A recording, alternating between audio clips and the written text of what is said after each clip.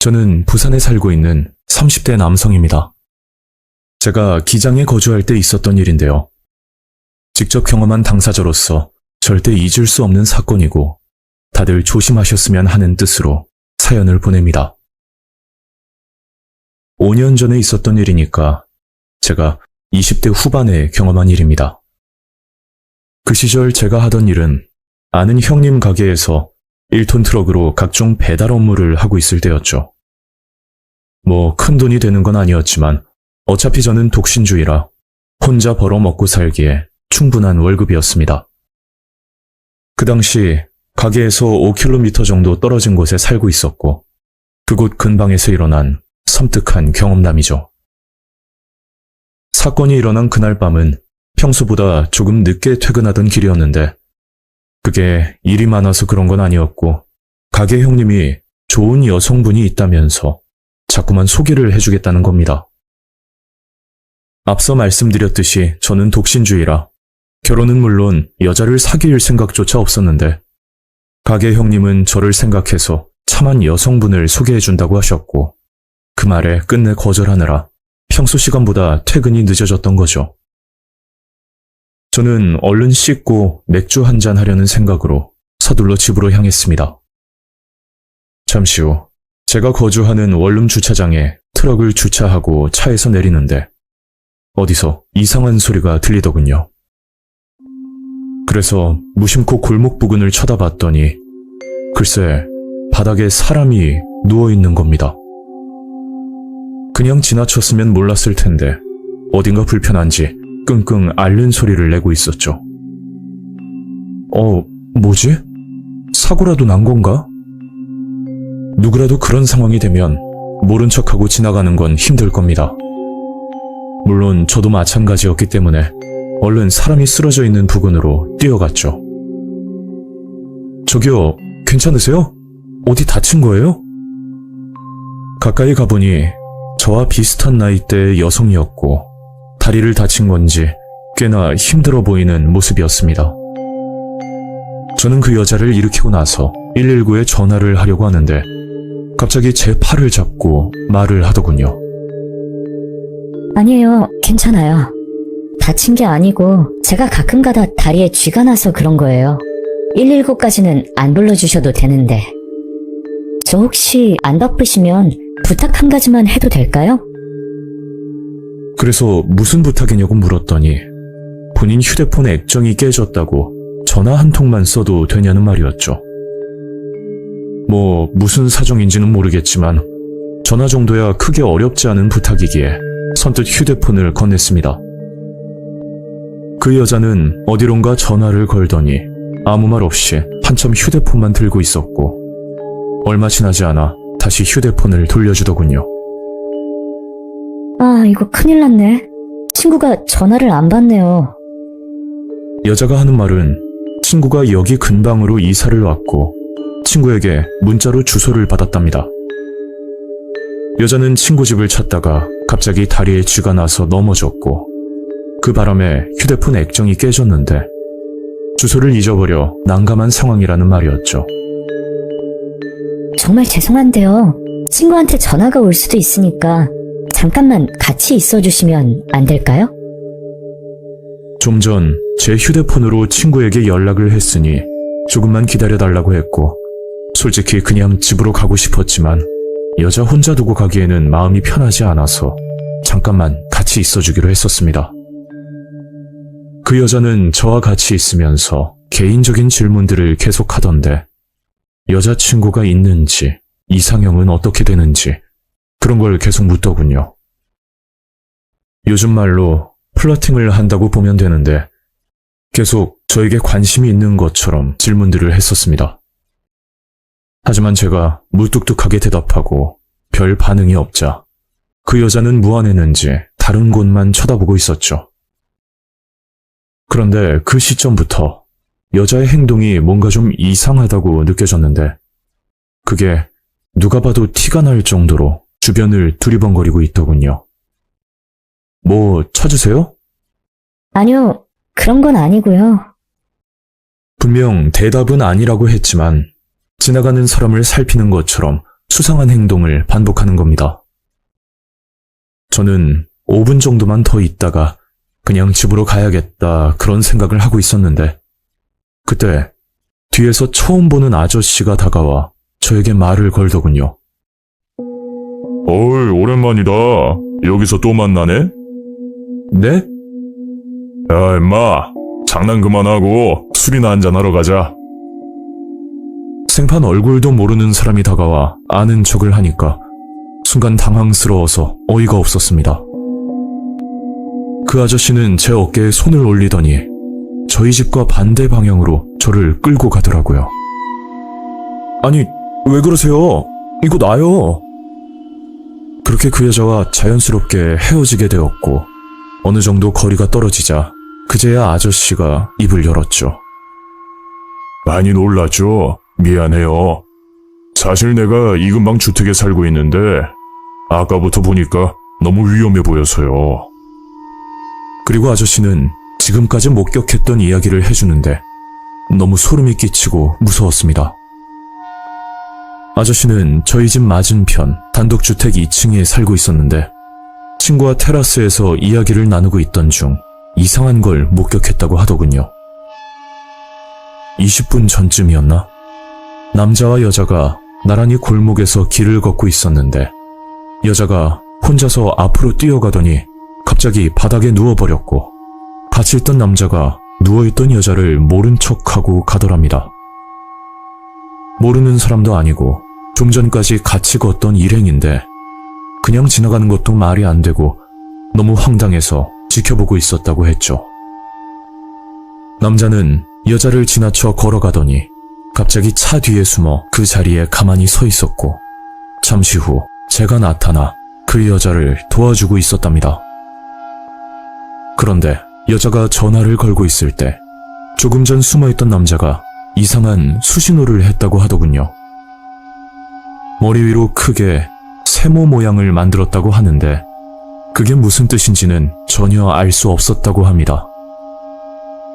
그리고 수신호가 끝나자마자 숨어있는 남자 주변으로 2명의 남자가 더 다가왔고 누가 봐도 수상하고 위험해 보여 서둘러 제가 있는 쪽으로 내려왔다고 하더라고요. 만약 그 상황에 자연스럽게 행동하지 않으면 숨어있던 남자들이 튀어나올까 싶어 아는 사람인 척 연기를 했다는 말이었습니다. 저는 그날 밤 집으로 들어가지 못하고 가게 근처 모텔에서 하룻밤 묵고 다음날 출근을 했죠. 그리고 그날 일을 하고 있었는데 모르는 번호로 문자 하나가 오더군요. 문자 내용은 사냥 실패라는 말과 함께 뒷부분에는 제가 살고 있는 주소까지 적혀 있었습니다. 문자를 보자마자 너무 무서워서 저는 휴대폰을 들고 경찰 신고 접수까지 했지만 실질적으로 피해가 없는 사건이라 그런지 적극적으로 대응을 해주지 않았죠. 다음날 저희 집 맞은편에 살고 있던 저를 구해준 아저씨를 찾아갔고 문자를 보여주면서 그놈들이 주소까지 알고 있다는 말을 해줬더니 그 아저씨도 이사갈 집을 알아보고 있다는 겁니다. 사실 그날 밤 저를 구해주고 나서 집으로 들어왔는데 새벽 시간 어떤 여자가 찾아와 문을 두드렸고 잠깐이면 되니까 계속해서 문을 열어달라고 했다더군요. 아마 아저씨가 추측하기에는 그놈들 계획이 실패하자 타깃을 받고 아저씨를 찾아온 게 아닐까 하는 생각이 들었다고 합니다. 아저씨에게 감사하면서도 한편으로는 죄송스럽기까지 했었고 저도 급하게 집을 구해 결국 이사를 하게 되었죠. 아직도 섬뜩한 건 제가 만약 독신주의가 아니고 이성에 관심이 많았다면 더욱 위험해졌을 거라 생각이 듭니다. 그 여자는 누가 봐도 남자들이 좋아하는 스타일이었고 시간을 끌기 위해 그랬던 건지 말할 때마다 스킨십을 하는 게 특징이었죠. 그놈들이 말하는 사냥 실패라는 말이 인신매매를 뜻하는 걸지도 모른다는 생각이 들어 아직도 소름이 돋습니다. 도대체 무슨 이유 때문에 이런 짓을 하는지 모르겠지만 무턱대고 아무나 도와주면 안 된다는 걸 다시 한번 느꼈네요. 만약 여러분들에게 저와 비슷한 경우가 생긴다면 정말 조심하길 바랍니다.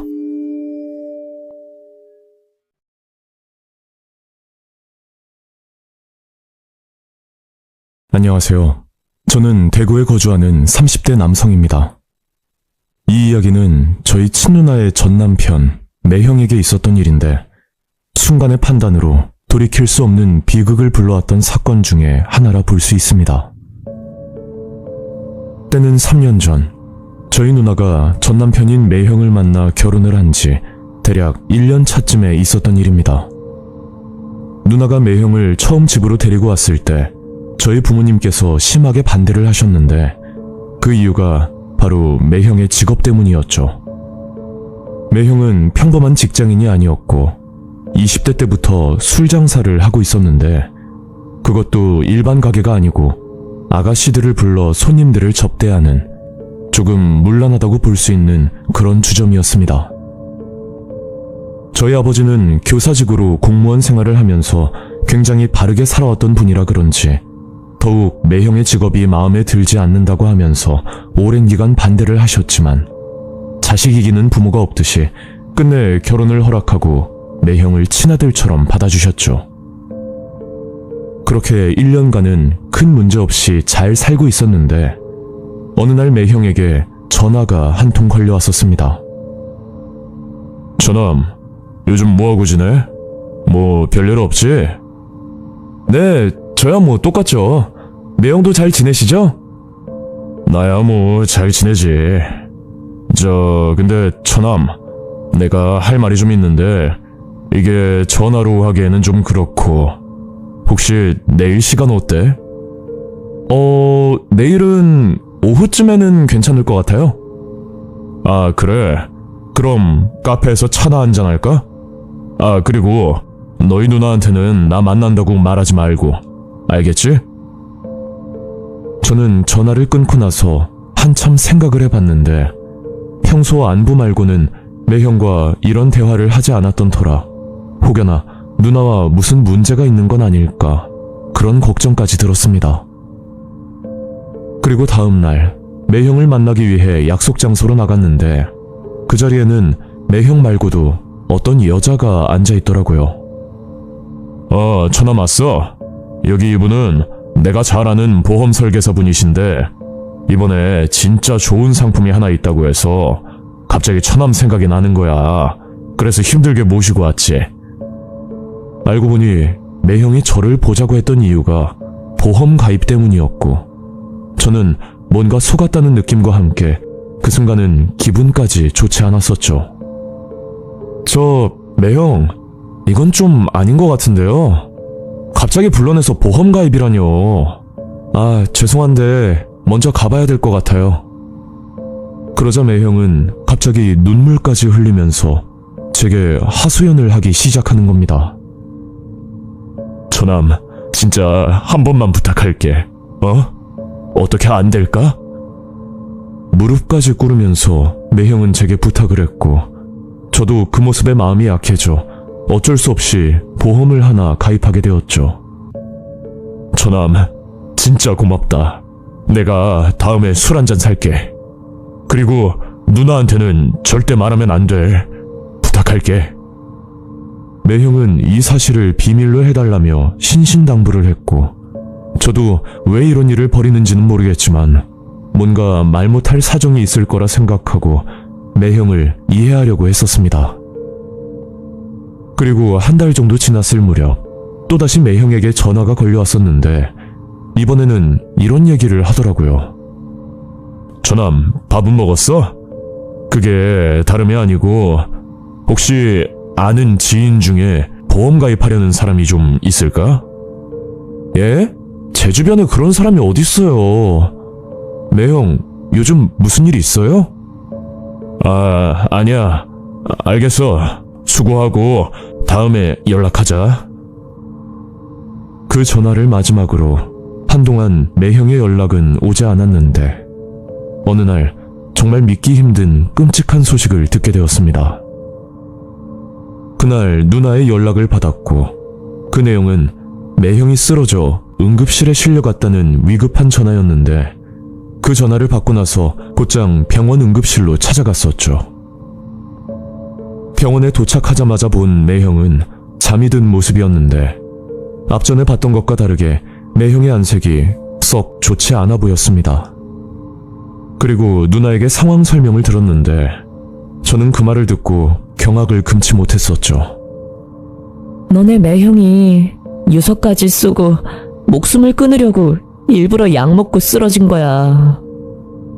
말 그대로 매형은 극단적인 선택을 시도했던 거고 다행히 빠르게 병원으로 옮겨져 목숨에는 지장이 없었지만 이런 시도를 감행했다는 것 자체가 저에겐 큰 충격으로 와닿을 수밖에 없었습니다.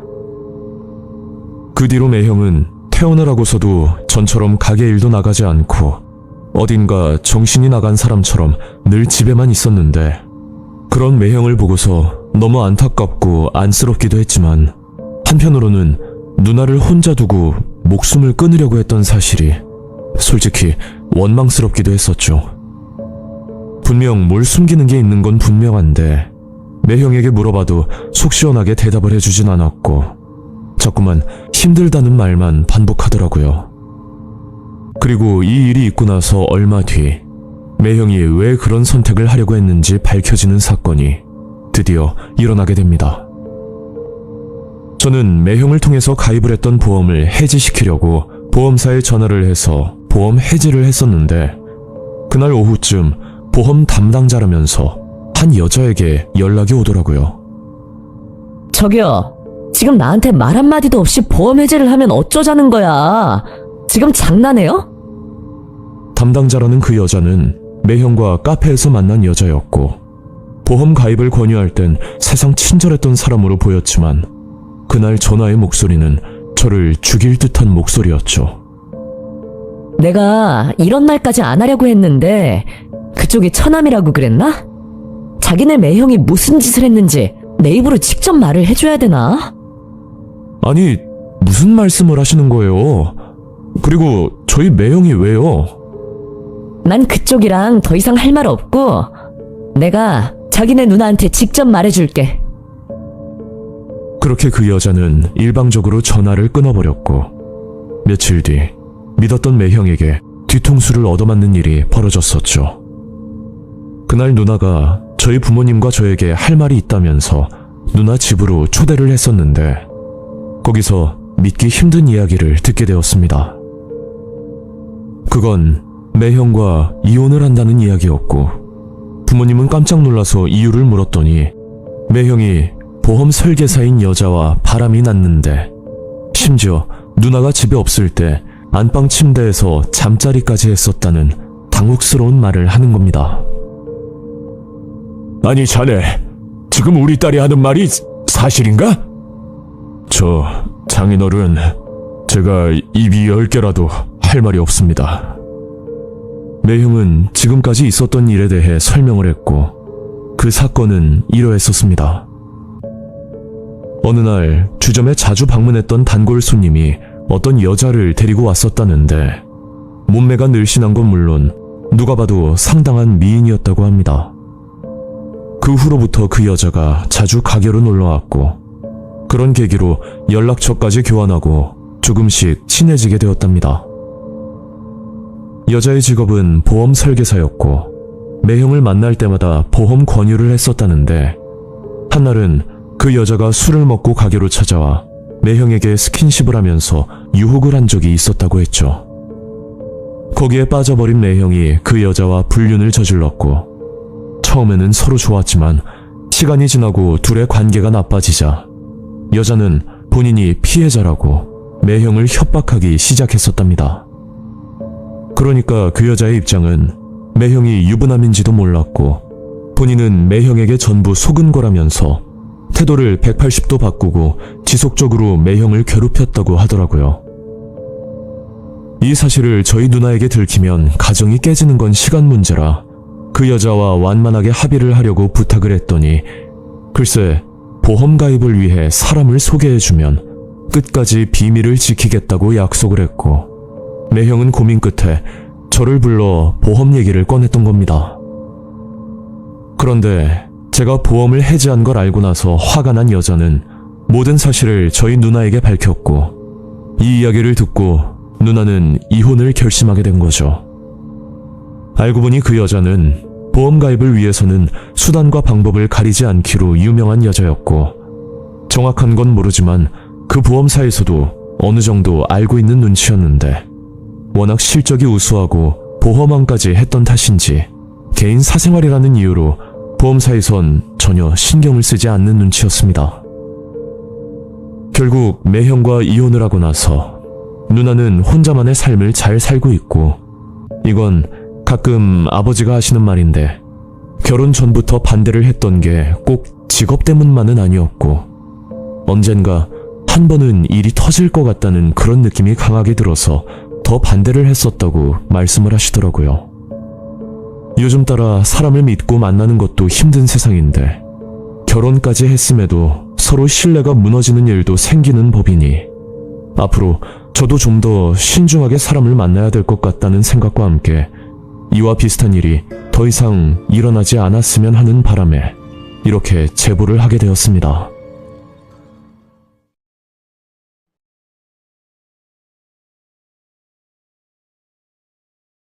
안녕하세요. 저는 서울에 거주하는 30대 남성입니다. 이 일은 저와 가깝게 지내던 지인에게 일어난 사건인데 이 사연을 듣는 모든 분들이 경각심을 가졌으면 하는 마음에 이렇게 사연을 보내게 되었습니다. 이 이야기는 2024년에 일어난 실화이며 제가 대학교 시절 알게 되었던 여자 후배 고은이의 이야기입니다. 고은이에 대해 간단히 말씀드리면 상대를 편하게 만들어주는 성격에 거기다 자기 관리도 잘했던 편이라 늘 주변에 사람이 많은 후배였습니다. 저는 대학교를 졸업한 뒤에도 고은이와 가끔 연락을 하면서 안부를 묻고 지냈는데 어느 날 고은이에게 전화가 걸려왔었죠. 네, 여보세요? 선배, 저 고은인데요. 제가 좋은 소식이 있는데 사실 저 올해 안에 결혼할 것 같아요. 그래? 진짜 잘됐다. 축하해. 고은이 너도 이제 30대 초반인데 뭐 어떻게 보면 결혼 정년기지. 근데 신랑 될 사람은 어떤 사람이야? 그러자 남자친구에 대해서 설명을 해주는데 같은 남자로서 정말 대단하다는 생각이 들 정도였습니다.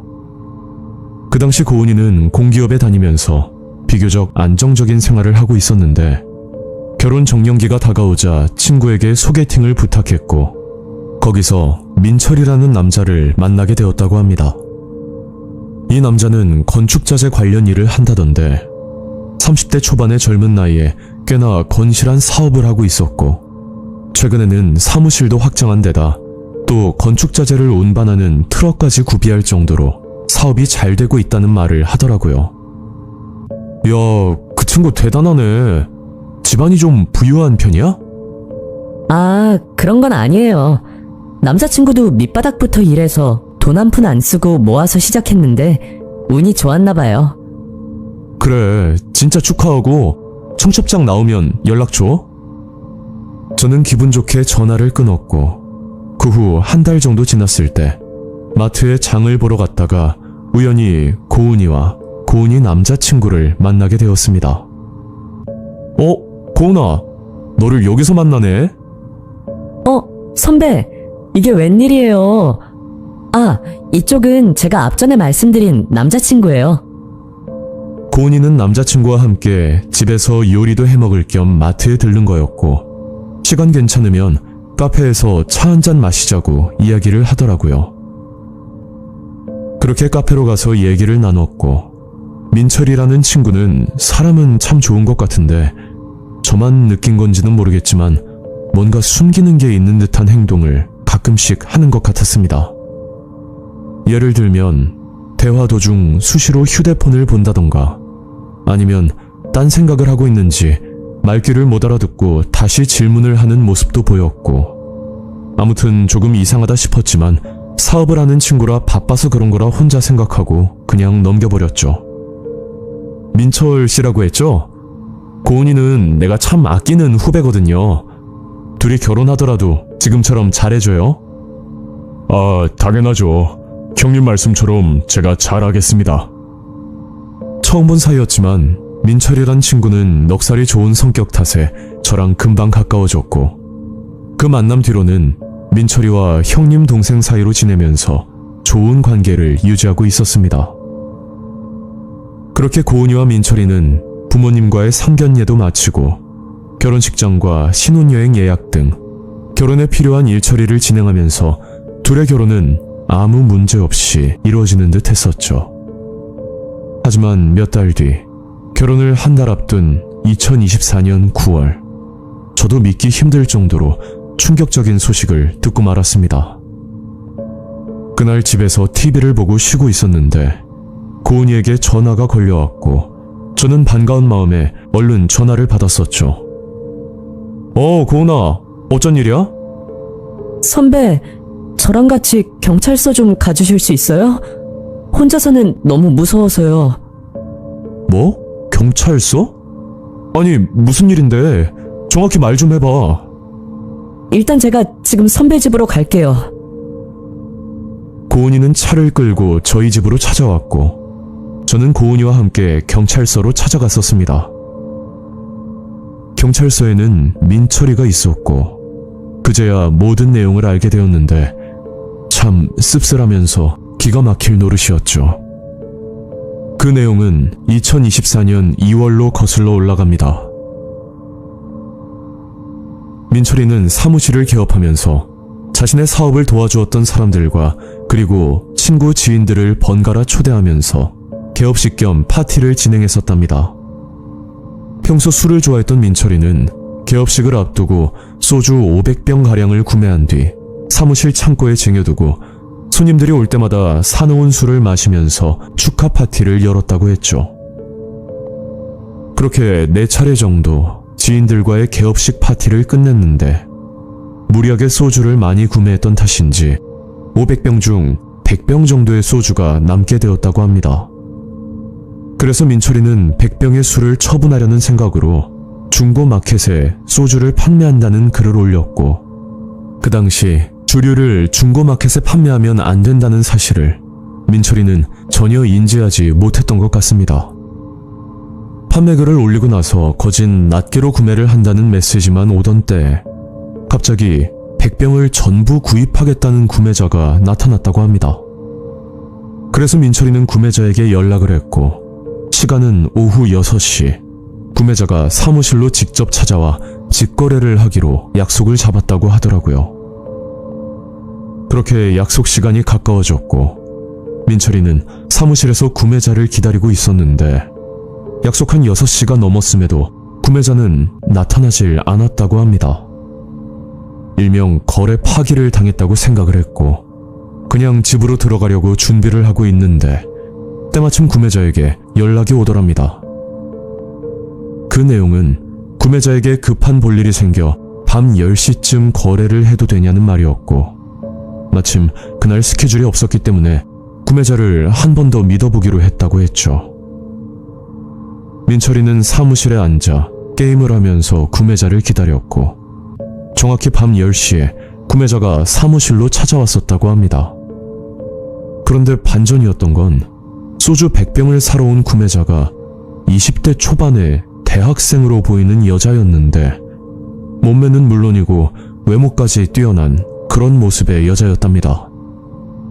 그 여자가 했던 말이 대학교의 행사 때문에 술을 구입하는데 혼자서 소주 100병을 직접 옮기기 힘들 것 같다고 실례가 안 되면 자신의 집까지 가져다 주실 수 있냐고 부탁을 했었다고 하더라고요. 민철이는 고민 끝에 흔쾌히 수락을 했고 차량에 소주를 싣고 나서 그 여자와 함께 여자의 집으로 이동을 했었답니다. 생각보다 그리 가까운 거리는 아니었고 차를 타고 이동하면서 여러 대화를 나눴다고 하는데 굉장히 사교성이 좋아 보였다고 합니다. 그 여자는 민철이에게 나이와 사는 곳은 어디인지 그리고 민철이 같은 남자가 자신의 이상형이라는 그런 말을 서슴없이 하면서 자꾸만 호감을 표시했다고 했죠.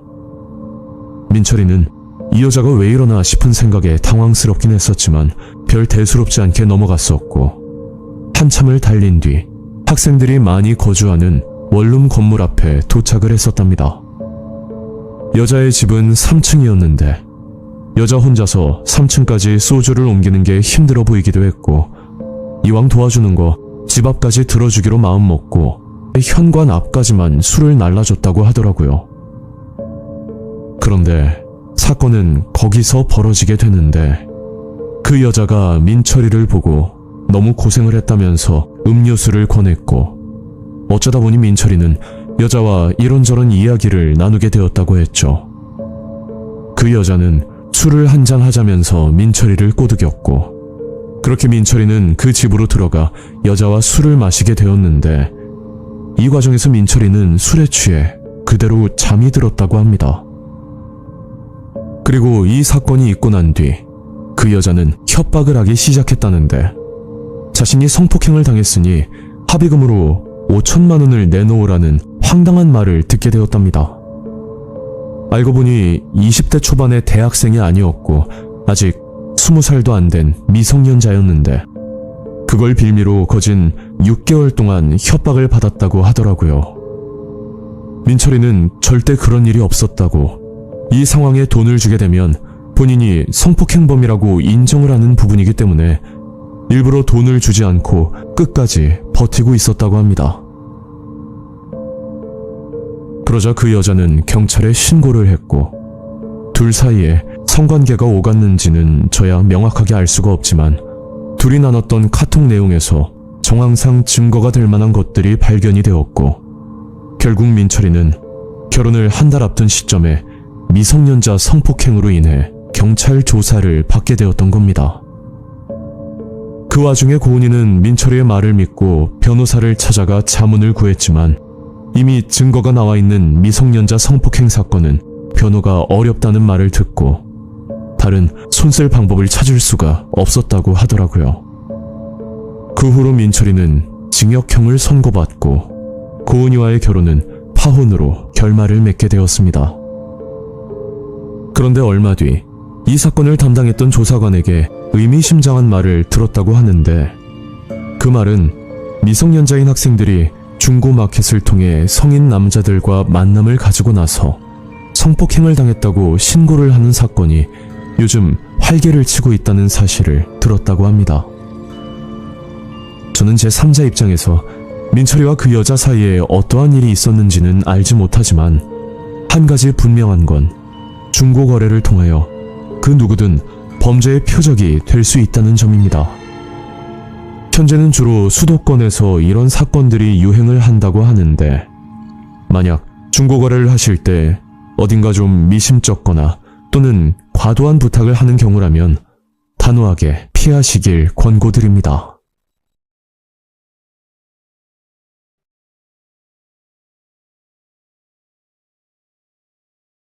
안녕하세요. 저는 경남 양산에 살고 있는 30대 직장인 남성입니다. 제가 괴들남님께 제보드릴 이야기는 제 삶을 송두리째 뒤흔들었던 끔찍한 일이고 이 이야기가 또 다른 피해를 막는데 조금이나마 도움이 되기를 바라는 마음입니다. 저는 어릴 적부터 누구보다도 화목한 가정을 이루고 싶어 했고 그 영향 때문인지 그 당시 여자친구와 1년 정도 연애 후 32살에 결혼을 하게 되었죠. 저는 저와 아내를 꼭 닮은 아이를 간절히 원했지만 저와 다르게 아내는 딩크족을 고집했었고 그 문제로 아내와 의견 충돌이 자주 일어나곤 했었습니다. 하지만 아이를 포기할 만큼 아내는 제게 너무나 소중한 사람이라 저는 아내의 뜻을 따라주며 서로 취미생활도 같이 하고 비교적 행복한 결혼 생활을 이어나갔었죠. 그렇게 문제 없을 줄 알았던 결혼 생활은 불과 3년 만에 아내의 외도로 막을 내렸고 그때 그 충격은 이루 말할 수가 없었습니다. 너무 믿고 사랑했던 아내였기 때문에 더 큰 상처를 받았고 그 후 2년간은 죽을 만큼 힘든 시간을 보냈었죠.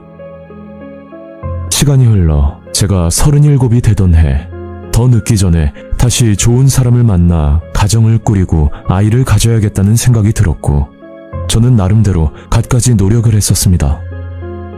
동호회는 물론 다양한 사람을 만날 수 있는 각종 모임을 나가 열심히 활동을 했었지만 좀처럼 마음에 맞는 사람을 찾기가 어려웠죠. 그러던 어느 날 돌싱들이 모여있는 카페를 알게 됐고, 저는 별 기대를 하지 않고 카페를 가입하고 활동을 하게 되었습니다. 며칠간 카페 활동을 하고 있다가 서울에 거주한다던 34살의 수미라는 여성분을 알게 됐고, 서로 대화를 나누면서 조금씩 가까워지게 되었는데, 수미 씨는 저처럼 이혼의 아픔을 겪은 사람이라 그런지 저와 공통점이 굉장히 많은 사람이었죠. 그때부터 수미 씨와 밤낮으로 메시지를 주고받으며 대화를 나눴고, 저도 모르는 사이에 좋은 감정이 생기게 되었습니다. 그렇게 한 달쯤 연락을 주고받았을 때 서로 마음이 통했는지 만나자는 약속을 잡게 됐고, 저는 서울로 올라가 드디어 수미 씨를 만나게 되었죠. 처음 수미 씨를 만난 장소는 서울역 앞이었고, 만남 전 사진 교환을 해서 서로 얼굴은 알고 있었지만 또 이렇게 실물을 보니 사진보다 더 예쁘고 여성스러운 모습이었습니다. 안녕하세요, 준석 씨. 멀리서 오시느라 힘드셨죠? 아, 뭘요. 수미 씨 만나러 오는 길이라 그런지 피곤한 줄도 몰랐어요. 근데 제가 카페에서 누군가를 만나는 게 처음이라 너무 어색한데, 그래도 이렇게 준석 씨 같이 좋은 분을 만나게 되어서 진짜 다행인 것 같아요. 수미 씨는 수줍음도 많고 여리여리한 모습의 그런 여성이었는데, 그런 모습을 보니 왠지 모르게 보호해주고 싶고 지켜주고 싶다는 마음이 들었습니다. 그날 이후로 저는 수미 씨에게 더욱 빠져버렸고, 마음 같아선 매일 보고 싶은 마음뿐이었지만 저도 직장 문제가 있고 수미 씨도 바쁜 일정이 있어서 좀처럼 자주 만날 수는 없는 그런 상황이 아쉽기만 했었죠.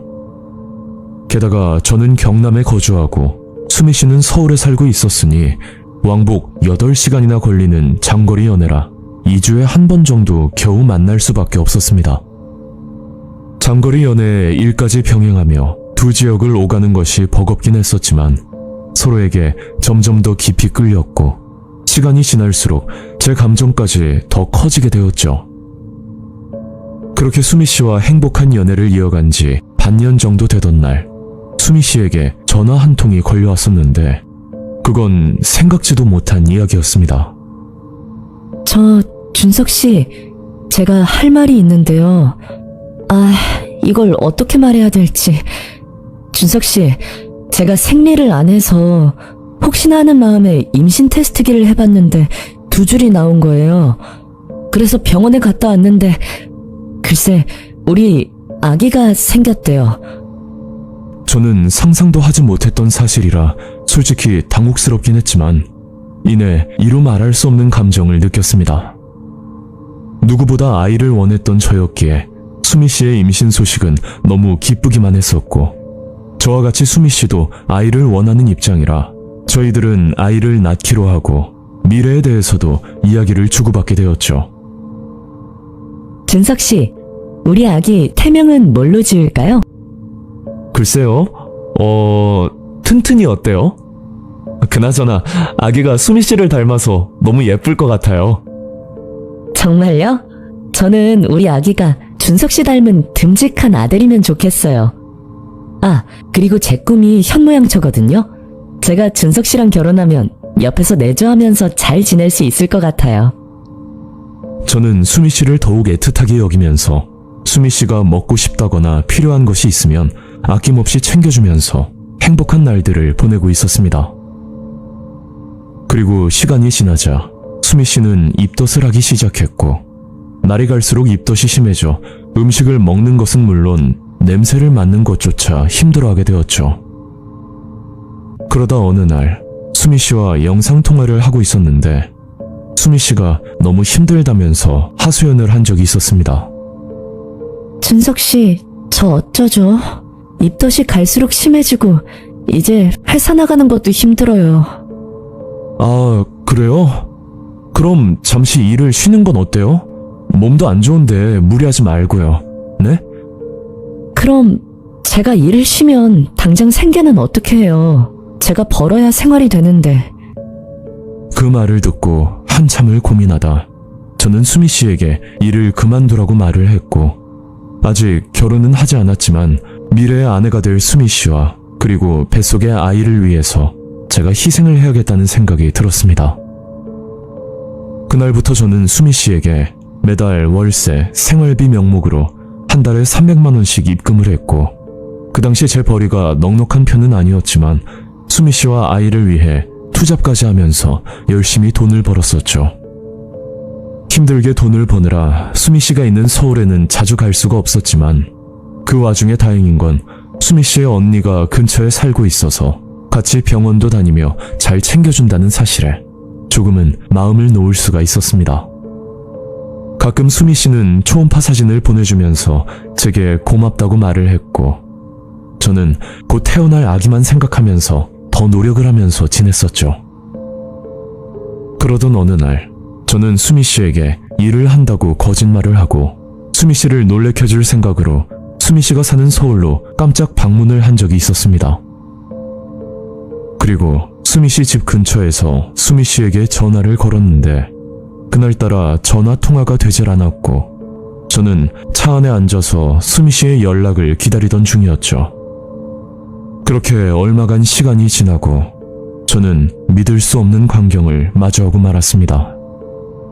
그건 수미 씨가 다른 남자와 손을 잡고 걸어가는 모습이었는데, 그걸 보고 너무 당혹스러워서 머리가 새하얘졌고 그 순간은 아무 말도 아무 행동도 할 수가 없었습니다.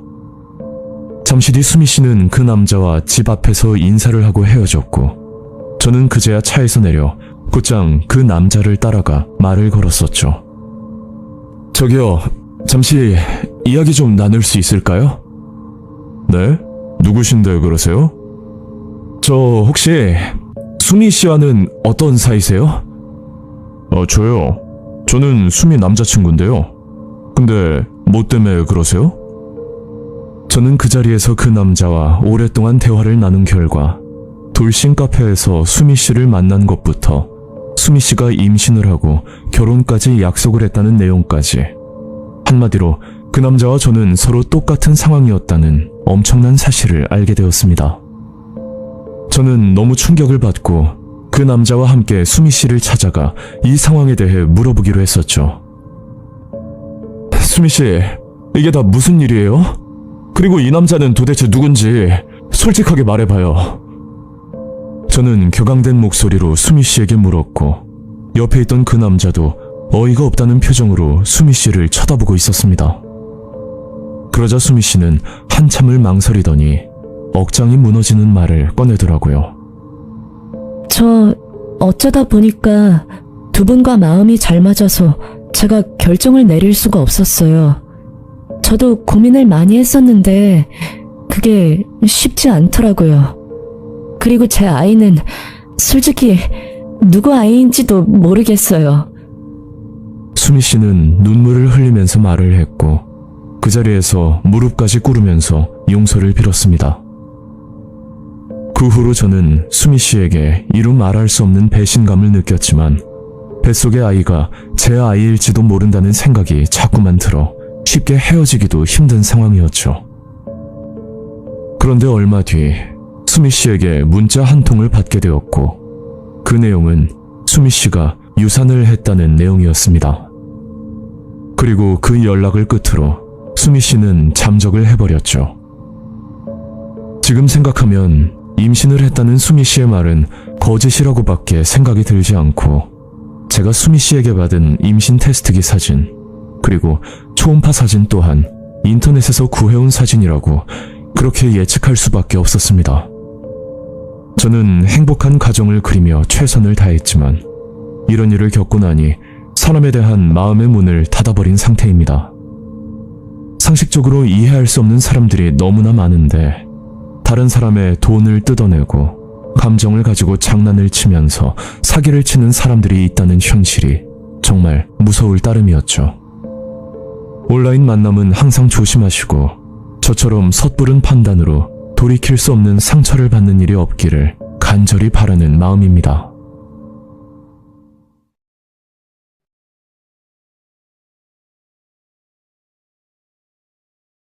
안녕하세요. 저는 포항에 살고 있는 30대 여성입니다. 평소 개들남님 채널을 즐겨보는데 이번에는 제가 과거에 겪었던 사람을 믿지 못하게 된 일이 있어 이렇게 제보를 하게 되었습니다. 이 이야기는 지금부터 3년 전에 있었던 일이고, 믿고 싶었던 남편에게 뒤통수를 맞은 뒤 사람을 믿는다는 것이 얼마나 어리석은 현실인지 다시 한번 깨닫게 된 사건입니다. 남편은 결혼 전부터 누구에게나 다정하고 친절했던 사람이었는데, 그런 성격이 문제가 되었던 건지 남편 주변에 유독 여사친이 많은 편이었죠. 물론 본인은 아무 뜻이 없이 그냥 친절하게 대하는 거라 말했지만, 제가 개인적으로 봤을 땐 분명 다른 이성에게 여지를 준다고밖에 볼 수 없는 태도로 보였습니다. 그래서 저는 늘 불안감이 많았고, 그러한 문제로 연애를 하는 동안 서로 다툼이 잦아지곤 했었죠. 하지만 그럴 때마다 항상 먼저 사과를 해주면서 앞으로는 더 잘하겠다고 저를 안심시켰고, 저 역시 그런 남편을 믿고 결혼을 결심했었습니다. 그리고 결혼 1년차 동안은 정말 제 인생에서 가장 행복한 시간이었는데, 그 이유가 남편의 행동이 180도 바뀌었다는 점 때문이었죠. 남편은 연애 시절과는 완전히 다른 사람이 되어버렸고, 남편 주변의 이성 친구들은 물론 결혼 전 같이 어울리던 동성 친구들까지 거리를 두면서 정말 성실한 생활을 지켜나갔었습니다. 퇴근을 하고 돌아오면 저와 둘이서 시간을 보내다 잠이 들었고, 그때까지는 남편과 결혼을 잘했다고만 생각을 했었죠. 그렇게 행복할 줄로만 알았던 결혼 생활이 점점 깨지기 시작한 건 제가 중고 물품을 판매하기 시작했을 때부터였습니다.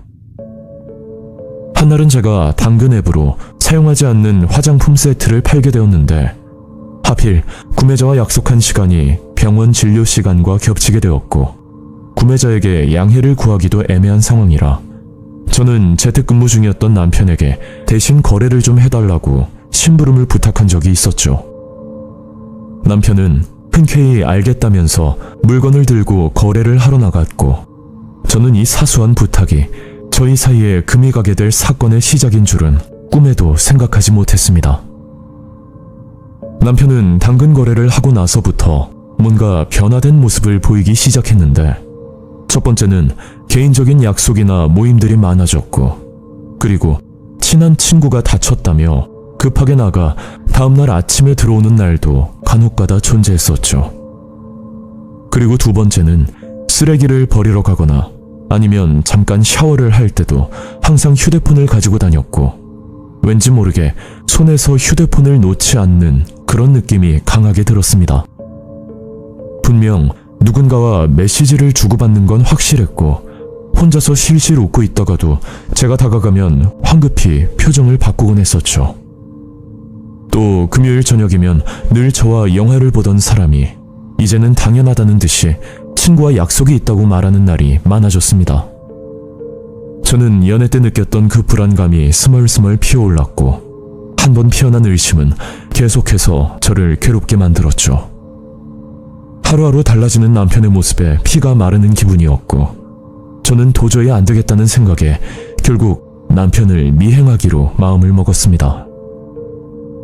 그리고 며칠 뒤 남편이 모임이 있다며 외출을 할 때 저는 남편의 뒤를 몰래 쫓았고, 그 순간 심장이 미친 듯이 뛰었지만 이번에는 진실을 꼭 확인해야만 속이 풀릴 것만 같았죠.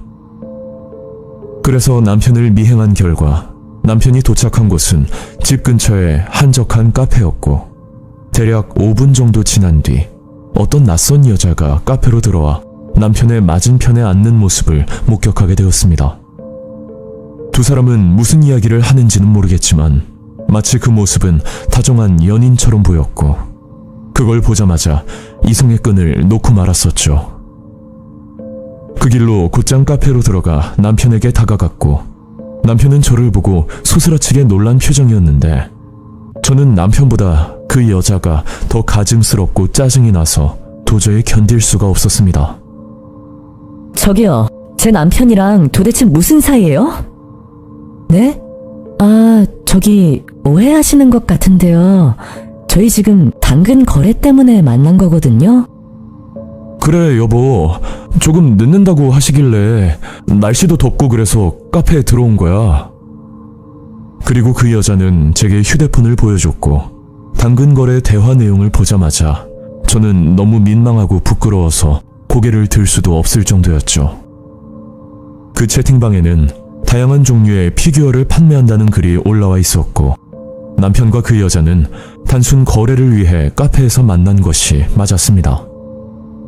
사실 제가 피규어를 모으는 취미가 있었는데, 남편이 거래하려던 물건은 제가 몇 달 전부터 갖고 싶다고 노래를 불렀던 한정판 피규어였죠. 알고 보니 남편은 저를 위해 깜짝 선물을 준비하고 있었던 건데, 저는 그런 남편을 의심했을 뿐만 아니라 바람이라는 추악한 상상을 했던 제 자신이 너무나 한심스러웠습니다. 저는 그 자리에서 그 여자분에게 몇 번이나 사과를 했고, 남편과 집으로 돌아오면서도 앞으로는 의심하지 않을 테니 대신 집에만 일찍 들어와 달라고 부탁을 하면서 상황은 그렇게 마무리가 되었습니다. 그 일이 있고 저는 남편을 온전히 믿기로 하고 남편의 행동에 대해 이해를 하려고 많이 노력을 하면서 지냈었죠. 여보, 이거 당신이 좋아할 물건 같은데? 가격도 저렴하고 지금 한번 가봐야겠다.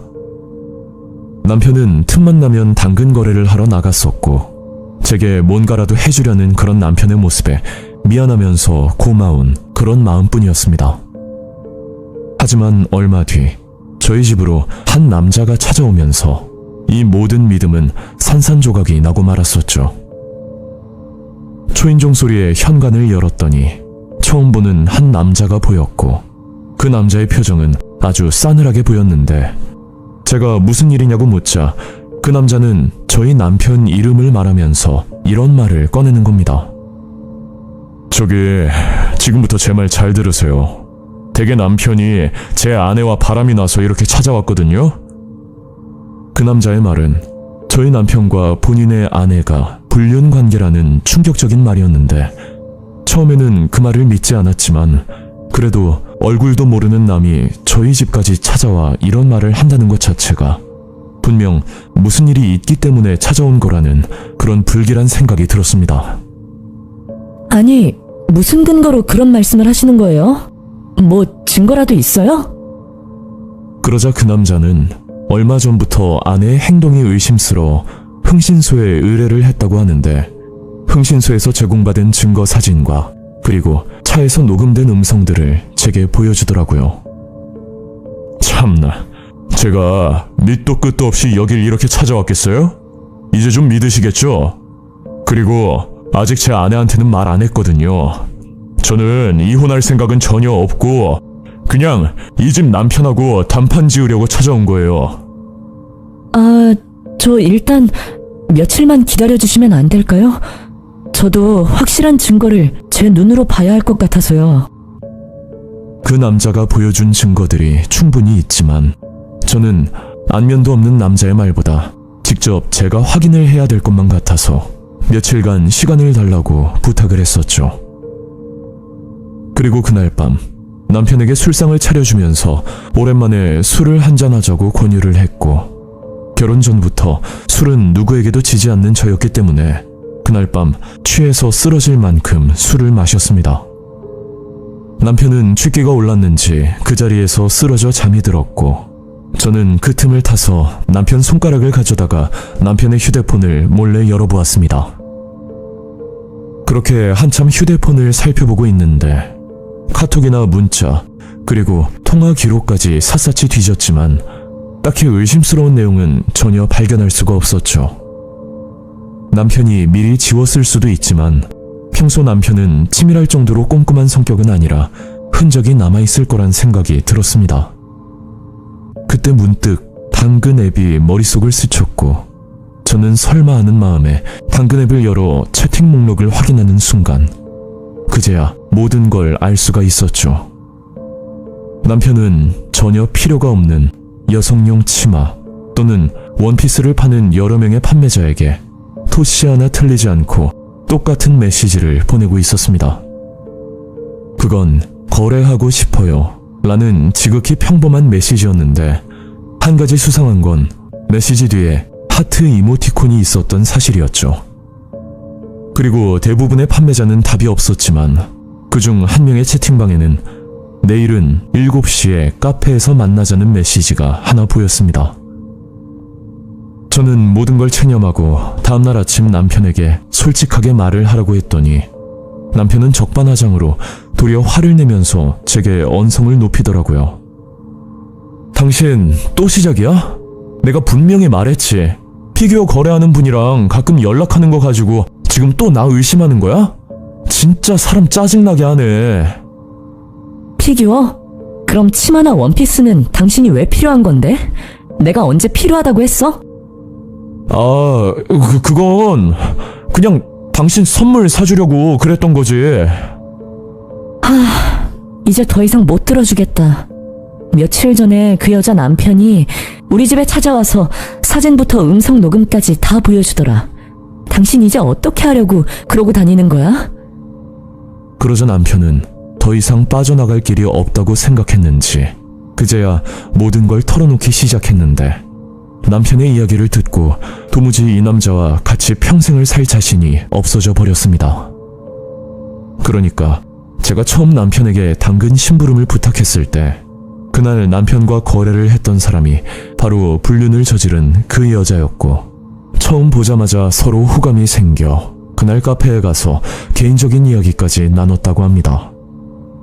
그 짧은 시간에 호감이 생긴 것도 어이가 없지만 그 뒤로도 남편은 계속 그 여자와 연락을 지속하면서 지냈고 카톡이나 문자는 불륜이 탄로날 수도 있다고 생각이 들어 고민 끝에 제가 좋아하는 피규어를 파는 척 미장 게시글을 만들고 나서 둘만의 만남이 필요할 때마다 거래하고 싶어요 라는 신호를 보냈었던 겁니다. 남편은 저의 취미와 선물에 대한 기대감까지 철저하게 이용한 악랄한 놈이었고 만약 상대방 남편분이 아내를 의심하지 않았거나 흥신소에 의뢰를 하지 않았더라면 저는 지금까지도 바보처럼 남편을 믿으며 살고 있었겠죠. 요즘은 바람 피우는 방법도 정말 가지각색이라는 것을 듣기만 했지 그런 교묘한 방법으로 배신을 당하게 될 줄은 전혀 상상도 하지 못했습니다. 그리고 더 소름 끼치는 사실은 현재도 유행하는 당근에서 쓰는 불륜 시그널이라고 하는데 상대에게 거래하고 싶어요 라는 메시지 뒤에 하트 이모티콘이 있으면 그게 불륜을 하자는 신호이니 혹시나 나의 남편 또는 나의 아내가 당근 마켓을 주로 하고 있고 혹시 그런 메시지를 보낸 흔적이 있다면 그건 분명 의심해 보셔야 할 것 같습니다. 남편은 한 번만 봐달라며 울면서 빌고 빌었지만 한 번 바람을 피운 사람은 결국 또다시 바람을 피운다는 그런 사실은 변하지 않는 법이니 저는 뒤도 돌아보지 않고 그냥 단칼에 잘라내었었죠. 요즘 세상이 얼마나 추악하고 무서운지 두 번 다시는 생각도 하기 싫은 끔찍한 경험이었습니다.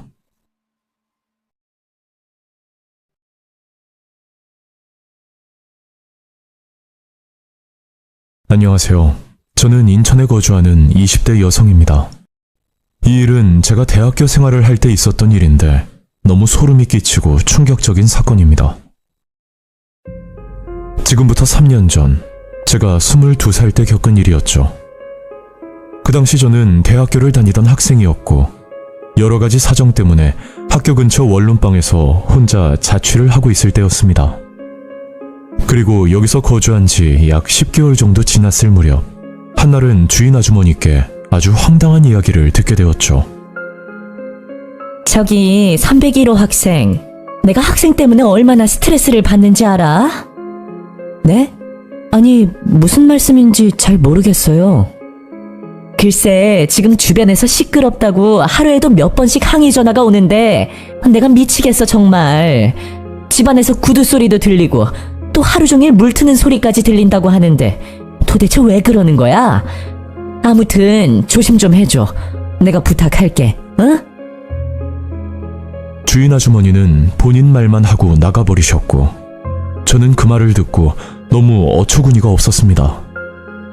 사실 11시부터 5시까지는 제가 집에 없는 시간이었고 그리고 집안에서는 슬리퍼를 신고 돌아다니기 때문에 집안에서 구두 소리가 난다는 건 상식적으로 이해가 가지 않는 말이었죠. 거기다 저는 샤워를 오래 하는 편이 아니라 종일 물 트는 소리가 난다는 것도 전혀 사실무근이었습니다. 그 당시 너무 억울한 심정이었지만 그래도 서로 조심해서 나쁠 건 없다고 생각해서 저는 최대한 소리를 내지 않고 조심스럽게 지내고 있었죠. 그런데 얼마 뒤 또다시 집주인 아주머니께 주의 좀 해달라는 전화를 받았고, 저는 너무 스트레스를 받아서 1년 계약이 끝나자마자 여기서 이사를 가려고 마음을 먹었습니다. 하지만 계약 기간까지는 2달이나 남은 상황이었고, 그 시간을 버티기가 쉽진 않겠지만 그래도 한번 참아보기로 결심을 내렸었죠. 그리고 일주일 뒤 엘리베이터에서 한 여자를 마주치게 되었고, 같이 엘리베이터를 타고 올라가고 있었는데 그 여자가 저를 부르더니 이런 말을 꺼내는 겁니다. 저기 혹시 몇 호세요? 아, 저 301호요. 근데 왜요? 저 잠깐 시간 되면 5분만 얘기 좀 해요. 그렇게 그 여자를 따라 엘리베이터에서 내려 대화를 나눴고, 저는 이야기를 듣다 보니 정말 미치고 환장할 노릇이었죠. 저기 있잖아요. 저는 아랫집에 사는 201호인데요. 혹시 저한테 악감정 있으세요? 제가 참고 산 지가 벌써 6개월째예요. 집에 사람 좀 그만 들이시면 안 돼요? 하루 종일 소음 때문에 미치겠다니까요. 아니, 저는 낮에 집에 있지도 않고요. 그리고 저녁에 씻고 바로 잠드는데 무슨 소음이 나는 건지 모르겠는데요. 저는 원룸복도에서 그 여자와 한참 실랑이를 벌였고, 결국 조심해달라는 말을 끝으로 각자 집으로 들어갔었습니다. 이 일 때문에 수업에도 지장이 생기고 저도 점점 예민해져서 친구에게 짜증까지 냈었는데, 이런 제가 이상하다고 생각이 들었는지 한날은 친구가 저를 보고 심각하게 이야기를 꺼낸 적이 있었죠. 미진아, 너 요즘 무슨 일 있어? 혹시 뭐 그날이야? 아니, 그냥 이것저것 신경 쓸 게 좀 많아서 그래. 야, 뭔데? 말을 해봐.